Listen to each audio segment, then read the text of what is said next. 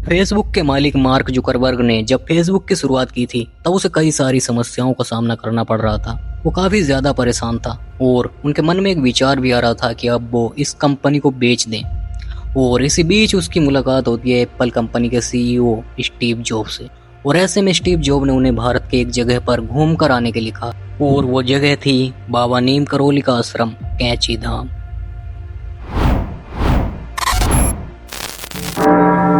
तो आइए जानते हैं कि आखिर ऐसी क्या खास बात है इस आश्रम की और जिन्होंने इसे बनाया उनका नाम बाबा नीम करोली क्यों और कैसे पड़ा।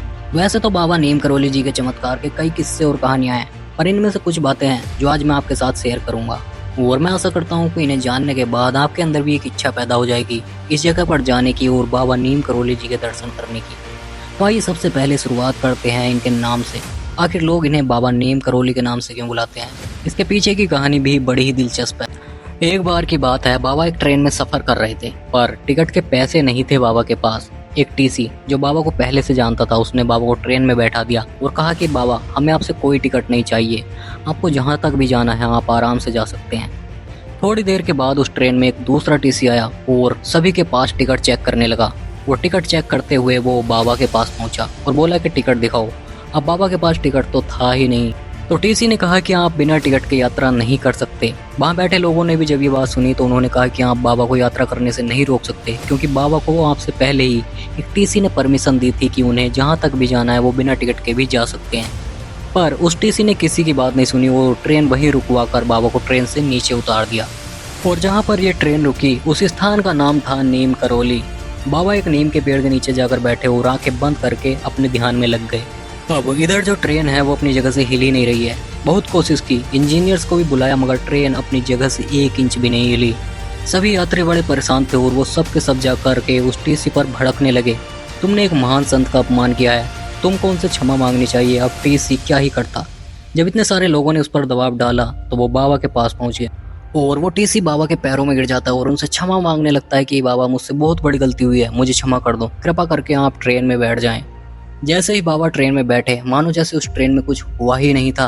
ये सब देख करके लोगों ने बाबा नीम करोली के नाम से एक जयकारा लगाया और इस तरह से लोग आज भी बाबा को नीम करोली के नाम से बुलाते हैं।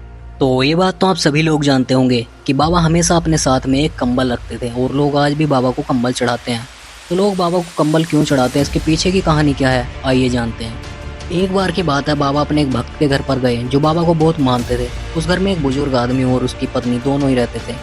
तो बाबा ने उनसे कहा कि आज रात वो उनके घर पर ही रुकने वाले हैं। दोनों ने बाबा को एक चारपाई और एक कंबल दे दिया और वे दोनों बाबा की चारपाई के पास ही नीचे जमीन पर लेट गए। जब बाबा वो कंबल ओढ़कर सो रहे थे तो उस कंबल से आवाजें बाहर आ रही थी जैसे मानो कोई बाबा पर गोलियां चला रहा हो, और बाबा दर्द से करा रहे थे।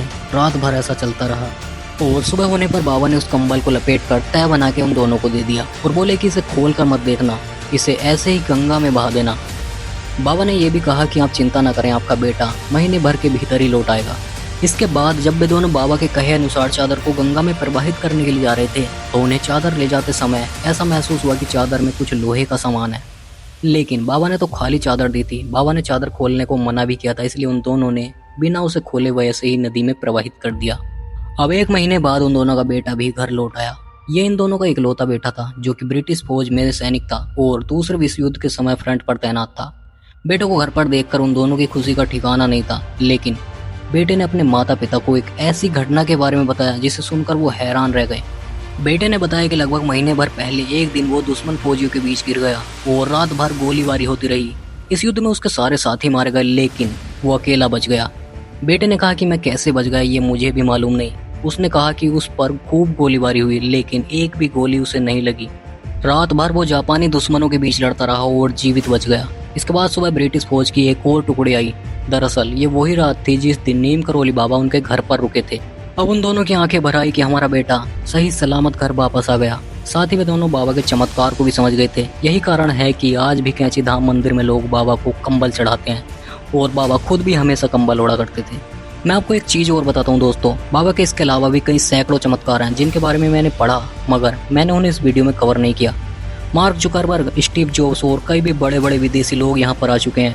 तो वैसे आप में से कौन कौन यहाँ पर जाना चाहते हैं वो मुझे कमेंट में ज़रूर बताइएगा, क्योंकि मैंने भी प्लान बना लिया है।